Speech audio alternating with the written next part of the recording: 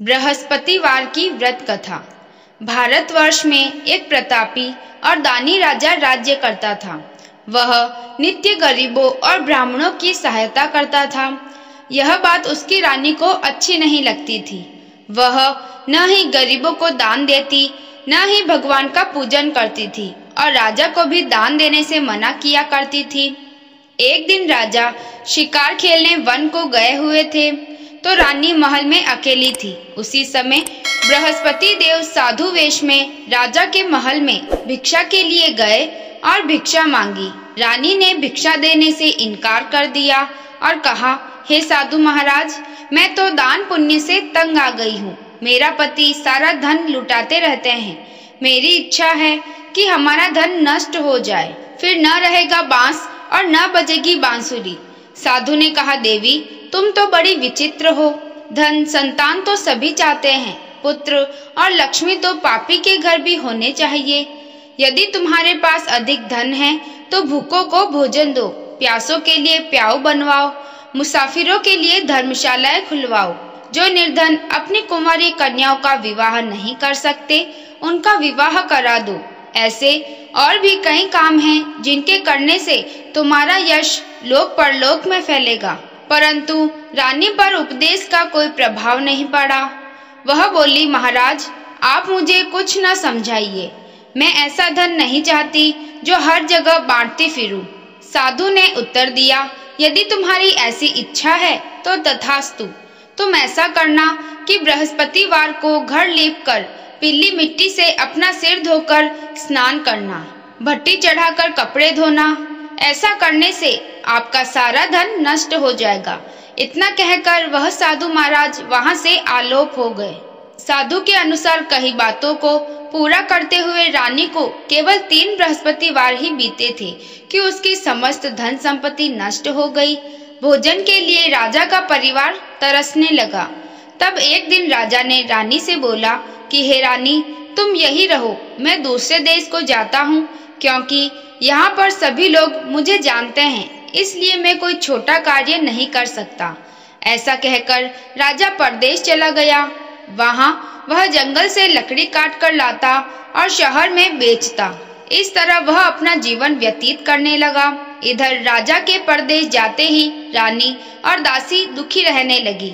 एक बार जब रानी और दासी को 7 दिन तक बिना भोजन के रहना पड़ा तो रानी ने अपनी दासी से कहा, हे दासी, पास ही के नगर में मेरी बहन रहती है। वह बड़ी धनवान है।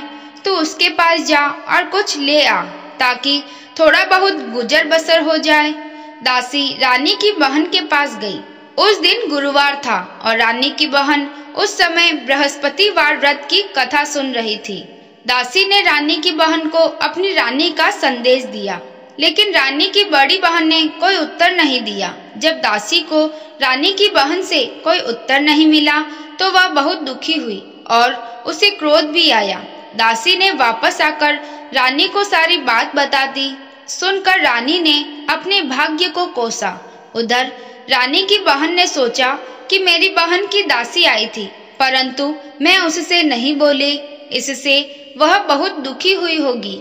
कथा सुनकर और पूजा समाप्त करके वह अपनी बहन के घर आई और कहने लगी, हे बहन, मैं बृहस्पतिवार का व्रत कर रही थी।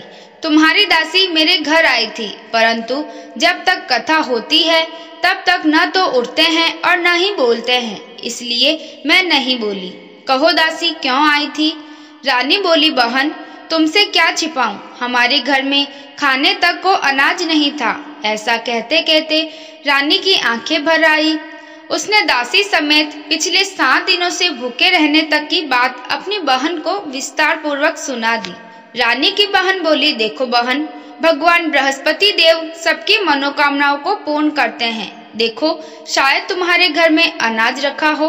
पहले तो रानी को विश्वास नहीं हुआ, पर बहन के आग्रह करने पर उसने अपनी दासी को अंदर भेजा तो उसे सचमुच अनाज से भरा एक घड़ा मिल गया। यह देखकर दासी को बड़ी हैरानी हुई। दासी रानी से कहने लगी, हे रानी, जब हमको भोजन नहीं मिलता तो हम व्रत ही तो करते हैं, इसलिए क्यों ना इनसे व्रत और कथा की विधि पूछ ली जाए ताकि हम भी व्रत कर सके। तब रानी ने अपनी बहन से बृहस्पतिवार व्रत के बारे में पूछा। उसकी बहन ने बताया, बृहस्पतिवार के व्रत में चने की दाल और मुनक्का से विष्णु भगवान का केले की जड़ से पूजन करे तथा दीपक जलाए, व्रत कथा सुने और पीले भोजन ही करे। इससे बृहस्पति देव प्रसन्न होते हैं। व्रत और पूजन विधि बताकर रानी की बहन अपने घर को लौट आई। 7 दिन के बाद जब गुरुवार आया तो रानी और दासी ने व्रत रखा। घुड़साल में जाकर चना और गुड़ लेकर आई, फिर उससे केले की जड़ तथा विष्णु भगवान का पूजन किया। अब पीला भोजन कहाँ से आए, इस बात को लेकर दोनों बहुत दुखी थे। क्योंकि उन्होंने व्रत रखा था, इसलिए बृहस्पति देव उनसे प्रसन्न थे। इसलिए वे एक साधारण व्यक्ति का रूप धारण कर 2 थालों में सुंदर पीला भोजन दासी को दे गए। भोजन पाकर दासी प्रसन्न हुई और फिर रानी के साथ मिलकर भोजन ग्रहण किया। उसके बाद वे सभी गुरुवार का व्रत और पूजन करने लगी। बृहस्पति भगवान की कृपा से उनके पास फिर से धन संपत्ति आ गई, परंतु रानी फिर से पहले की तरह आलस्य करने लगी। तब दासी बोली, देखो रानी, तुम पहले भी इस प्रकार आलस्य करती थी। तुम्हें धन रखने में कष्ट होता था, इस कारण सभी धन नष्ट हो गया, और अब जब भगवान बृहस्पति की कृपा से धन मिला है तो तुम्हें फिर से आलस्य होता है। रानी को समझाते हुए दासी कहती है कि बड़ी मुसीबतों के बाद हमने यह धन पाया है, इसलिए हमें दान पुण्य करना चाहिए, भूखे मनुष्यों को भोजन कराना चाहिए और धन को शुभ कार्यों में खर्च करना चाहिए, जिससे तुम्हारे कुल का यश बढ़ेगा, स्वर्ग की प्राप्ति होगी और पितृ प्रसन्न होंगे। दासी की बात मानकर रानी अपना धन शुभ कार्यों में खर्च करने लगी, जिससे पूरे नगर में उसका यश फैलने लगा। बृहस्पतिवार व्रत कथा के बाद श्रद्धा के साथ आरती की जानी चाहिए। इसके बाद प्रसाद बांटकर उसे ग्रहण करना चाहिए। बृहस्पति देव ऐसे ही हैं, जैसी जिसके मन में कामनाएं हैं सभी को पूर्ण करते हैं। जो सद्भावना पूर्वक बृहस्पतिवार का व्रत करता है एवं कथा पढ़ता है, वह सुनता है और दूसरों को सुनाता है, बृहस्पति देव उसकी सभी मनोकामनाएं पूर्ण करते हैं। आपको यह कथा कैसी लगी कमेंट करें।